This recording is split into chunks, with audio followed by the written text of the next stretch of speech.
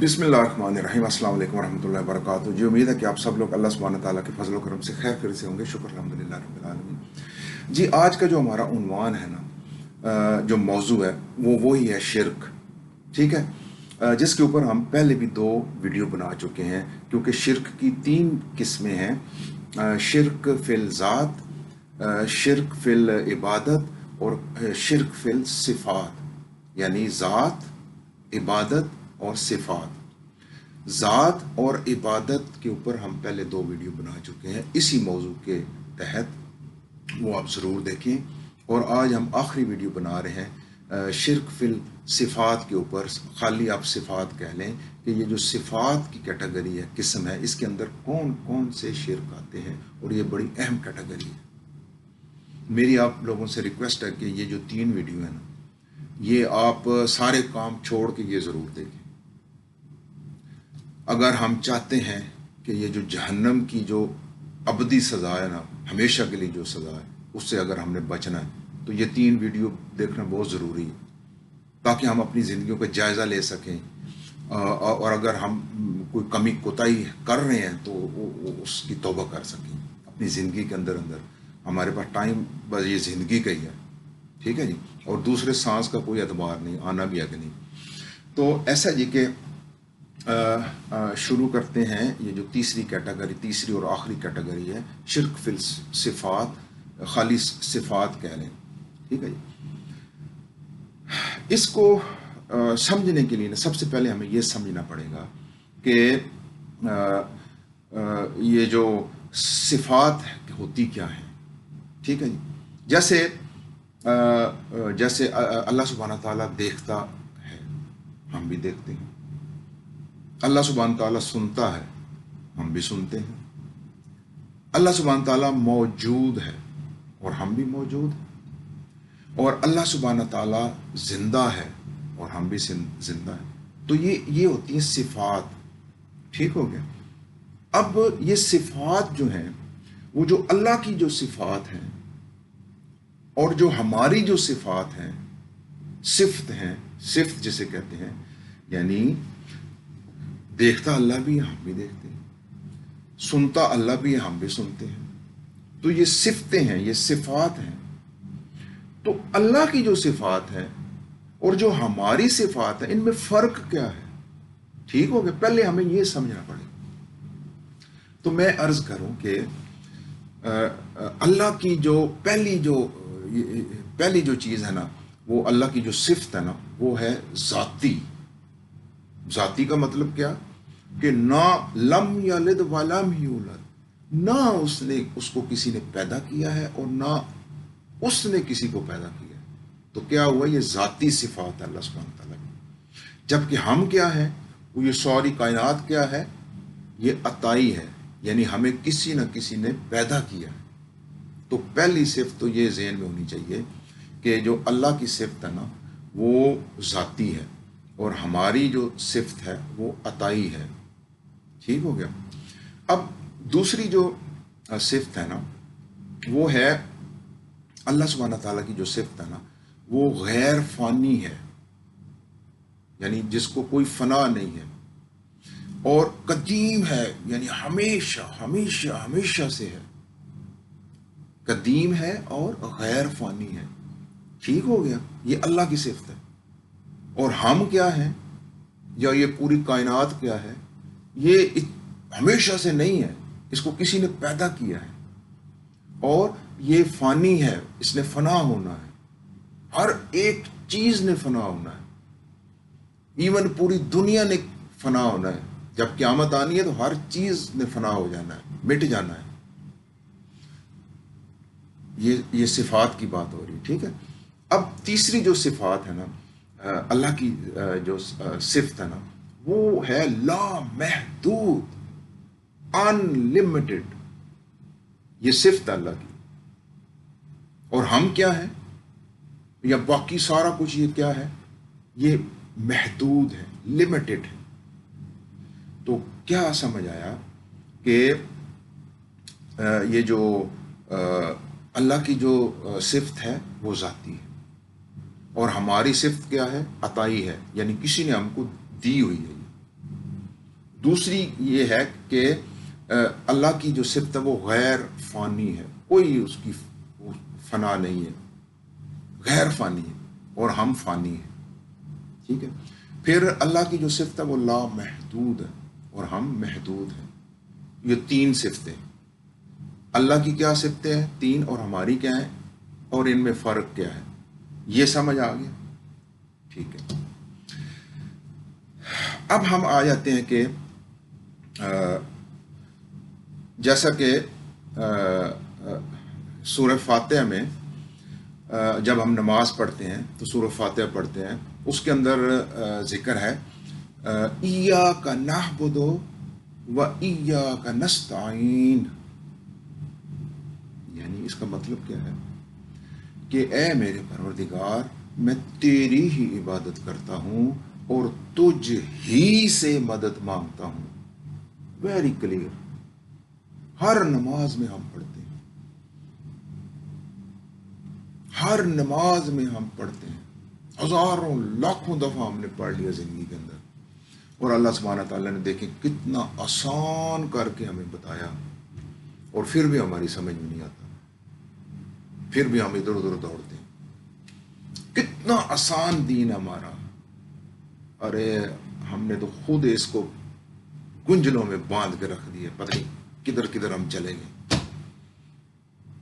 یہ نماز کے اندر کل لاکھوں کروڑوں دفعہ ہم پڑھ چکے ہیں، ایاک نعبد و ایاک نستعین، اس کا مطلب اے میرے اللہ میں تیری عبادت کرتا ہوں اور تجھ ہی ڈالا اس کے اندر، تجھ ہی سے مدد مانگتا ہوں۔ کتنا آسان، کتنا آسان، اور ہم کہاں چلے گئے ہوں۔ تو یعنی یہ جو مدد مانگنا ہوتا ہے نا، کسی سے مدد مانگنا، یہ جو آج کا ٹاپک ہے نا، یہ اس کے بارے میں صفات، یعنی اللہ کی کیا صفات ہے اور ہماری کیا صفات ہے۔ تو اس لیے یعنی یہ جو ہے نا اللہ کی جو صفتیں ہیں نا، وہ میں نے جیسا بیان کی، اور ہم کیا کر رہے ہیں، ہم ادھر ادھر جا رہے ہیں۔ جیسے اللہ سبحانہ تعالیٰ نے سورہ فاتحہ میں کلیئرلی بتا دیا کہ ایاک نعبد و ایاک نستعین، کہ اے میرے پروردگار میں تیری عبادت کرتا ہوں اور تجھے سے مدد مانگتا ہوں، خلاص ختم۔ اور بھروسہ اور توکل، یعنی جب ہمیں کوئی پرابلم ہوتی ہے، کوئی مسئلہ ہوتا ہے، تو ہمیں صرف اللہ سے مدد مانگنی چاہیے، اس کے اوپر ہی ہمارا بھروسہ ہونا چاہیے، اس کے اوپر ہی ہمارا توکل ہونا چاہیے۔ اور اگر ایسا نہیں ہوگا تو یہ شرک ہوگا، یہ بہت بڑا شرک ہوگا۔ اسی لیے اللہ سبحانہ تعالیٰ فرماتے ہیں کہ جب آپ کے اوپر کوئی مسئلہ آئے، کوئی پریشانی آئے، تو آپ مجھ پہ بھروسہ کریں، توکل کریں، صبر کریں، مجھ سے مانگیں۔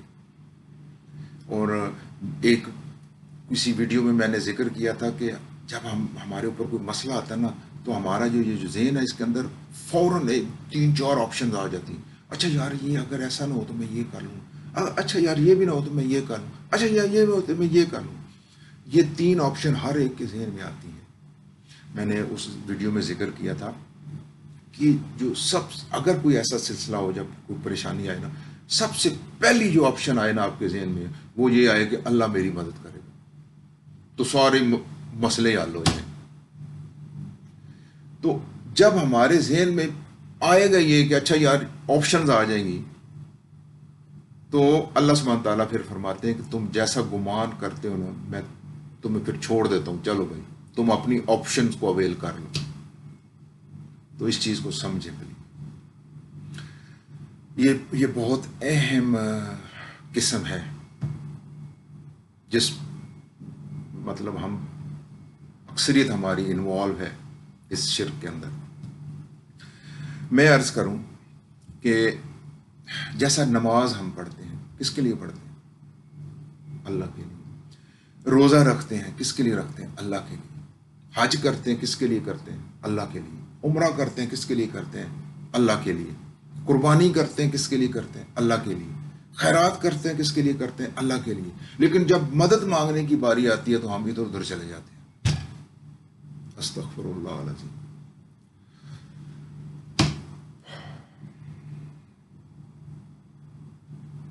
یہ بہت بڑا شرک ہے. میں آپ کو نا ایک واقعہ سناتا ہوں کہ میری زندگی میں ایک بندہ تھا جسے میں روز دیکھتا تھا. ہمارے آفس کے باہر وہ ایک کوئی پھل فروٹ والی ریڑھی لگاتا تھا. مدتوں سے میں اس کو دیکھ رہا تھا اور مطلب گفتگو بھی ہوتی تھی اس کے ساتھ. تو ایک دفعہ ایسا ہوا کہ اس نے مجھے کہا جی کہ ہم کہیں جا رہے ہیں کسی مزار کے اوپر نا. پتہ نہیں بہت دور تھا وہ، یعنی بڑا سفر تھا یعنی. اور یعنی اتنے دن ہم وہاں پہ رہیں گے وغیرہ وغیرہ. تو مجھے وہ انفارمیشن بتا رہا تھا کہ مطلب پوری فیملی جا رہی ہے تو میں نہیں آؤں گا تو یہ وہ چھٹیاں ہوں گی تو وغیرہ وغیرہ. تو میں نے اس سے پوچھا، میں کہ یار کیوں آپ جا رہے ہیں ادھر؟ اس نے مجھے بتایا جی کہ ادھر کوئی ہے، مطلب کوئی دربار ہے، کوئی مزار ہے اور بڑا دور سفر ہے. اور کیا کہتے ہیں جی کہ ادھر ہم پتہ نہیں مہینہ رہیں گے یا 15 دن 2 ہفتے رہیں گے. تو میں نے اسے کہا، میں کہ یار بات یہ ہے کہ اللہ کا جو حکم ہے نا، آپ کو معلوم ہے وہ کیا ہے؟ کہ ہم یہاں کیوں آئے ہیں؟ تو میں نے کہا جی اللہ کا جو حکم ہے نا، ہم یہاں پہ آئے ہیں اور اللہ کا جو حق ہے نا ہمارے اوپر، وہ یہ ہے کہ ہم اس کی عبادت کریں صدق دل سے، اور یہ ہمارا فرض ہے. تو میں نے اس سے پوچھا، میں کہ بھائی تم کم از کم جتنے سالوں سے میں تمہیں جانتا ہوں، کم از کم میں نے کبھی تمہیں عید کی نماز، کبھی جمعے کی نماز بھی پڑھتے نہیں دیکھا. ٹھیک ہو گیا؟ یعنی تم اپنا فرض تو پورا کر نہیں رہے. ٹھیک ہے، ایک تو یہ تم حکم عدولی کر رہے ہو اللہ سبحانہ تعالیٰ کے حکم کی، اور اس کا جو حق تھا تمہارے اوپر اس کو تم ادا نہیں کر رہے. اور دوسرا تم ایک اور کام کر رہے ہو کہ وہ یعنی تم کہیں اور جا کے مددیں مانگ رہے ہو. تو یہ تو تم 2 طرح کے شرک کر رہے ہو، کفر کر رہے ہو. تو بے انتہا سمجھانے کے بعد بھی لوگوں کو سمجھ میں نہیں آتا. اور جو اس کو میں نے یہ کہا، میں کہ یار تم اتنا میلوں کا سفر کر کے جا رہے ہو، یہ تمہارے سامنے اللہ کا گھر ہے، یہ مسجد تمہارے سامنے ہے. ہم سارے جاتے ہیں ادھر 5 وقت کی نماز پڑھنے، یہ سامنے. مسجد کو ہم کیا کہتے ہیں؟ اللہ کا گھر، اللہ کا گھر، اللہ کا گھر. اور تم کسی اور کے گھر میں جا رہے ہو. استغفر اللہ العظیم. ارے بھائی یہ تمہارے چند قدموں پہ اللہ کا گھر ہے. تو ادھر جا کے جو مانگنا مانگ لے اور وہ دے گا اللہ سبحانہ تعالیٰ. تو کو میلوں کا سفر کر کے جا رہا ہے ادھر. تو یہ اس کو کیسے بدلیں گے ہم؟ اس سوچ کو کیسے بدلیں گے؟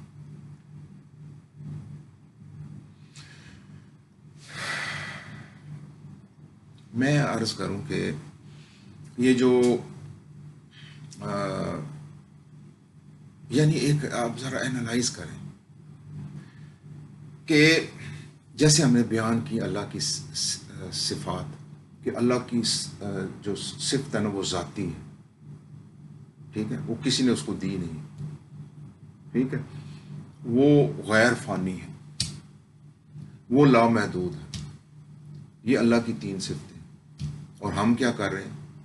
یعنی ہم ان کی طرف جا رہے ہیں جو عطائی ہے، ذاتی، جن کی صفت نہیں ہے، جو یعنی فانی ہے، جو محدود ہے. یعنی آپ ذرا اینالائز کریں کہ جو اللہ کی 3 صفتیں ہیں وہ ذاتی ہے، وہ لافانی ہے، جو لامحدود ہے. اور ہم لوگ اکثریت جو ہے نا، یہ جو یہ والی صفتیں نا اللہ کی، اس کی طرف نہیں جا رہے، ان کی طرف ہم جا رہے ہیں جو فانی ہے، جو محدود ہے، جو عطائی ہے۔ اینالائز کریں ذرا۔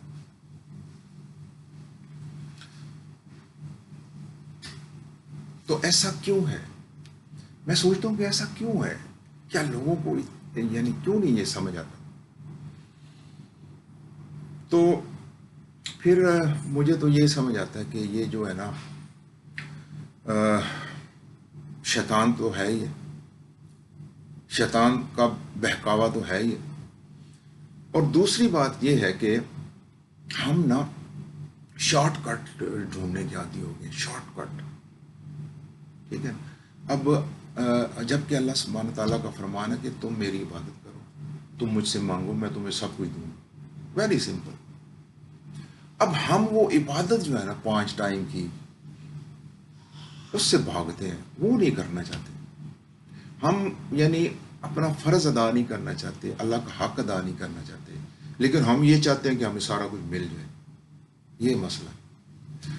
تو میں عرض کروں کہ ہمیں ان ساری چیزوں کو سمجھنا چاہیے، اور سب سے پہلے نا ہم اپنے آپ کو دیکھیں، جائزہ لیں کہ کہیں ہم ان چیزوں میں ملوث یا مبتلا تو نہیں ہیں، اور اگر ہیں تو توبہ کر لیں آج ہی، معافی مانگ لیں، یہ زندگی کے اندر ہے۔ اور اگر ہم اسی کیفیت کے اندر چلے گئے تو پھر ابدی ہمیشہ کا ٹھکانہ جو ہے نا وہ جہنم ہے، جس کی کوئی معافی نہیں ہے۔ جیسا اللہ سبحانہ تعالیٰ کا فرمان ہے، شرک کو میں کبھی معاف نہیں کروں گا۔ میں آپ سے اجازت چاہتا ہوں۔ السلام علیکم ورحمۃ اللہ وبرکاتہ۔